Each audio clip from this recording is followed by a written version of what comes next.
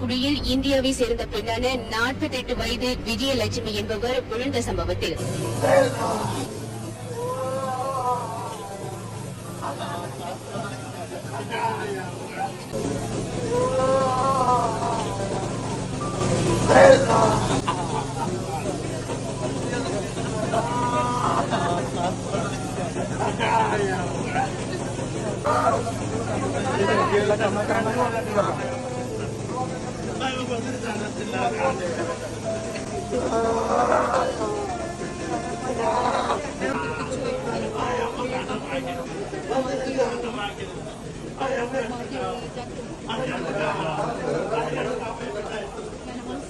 மஸ்ஜித் இந்தியாவில் ஏற்பட்ட நில அமிழ்வில் ஏறக்குறைய 8 மீட்டர் ஆழக்குழியில் இந்தியாவை சேர்ந்த பெண்ணான 48 வயது விஜயலட்சுமி என்பவர் விழுந்த சம்பவத்தில் 15 மணி நேரமாக தேடும் பணி தீவிரமாக நடத்தப்பட்ட நிலையில் இப்போது மீட்பு நடவடிக்கை தற்காலிகமாக நள்ளிரவு 12:30 வாக்கில் நிறுத்தப்பட்டுள்ளது.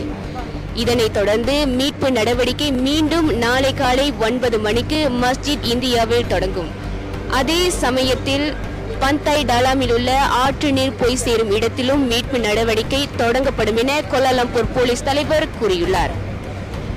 இச்சம்பவத்தில் மீட்பு நடவடிக்கையின் ஒரு பகுதியாக முக்குளிப்பு வீரர்கள் 6 குழியில் விழுந்தவரை இறங்கி தேடும் பணியில் ஈடுபட்ட வேளை அப்பெண்ணை கண்டுபிடிக்க முடியவில்லை. கண்ணீரோடு குடும்ப உறுப்பினர்கள் அவர்களுக்காக காத்திருக்கும் சூழல் கண்கலங்க வைக்கிறது. மழையும் தொடர்ந்து பெய்து கொண்டிருப்பதால் தேடி மீட்கும் பணியில் அதிகாரிகள் சிரமத்தை எதிர்நோக்கினர் என்பது குறிப்பிடத்தக்கது.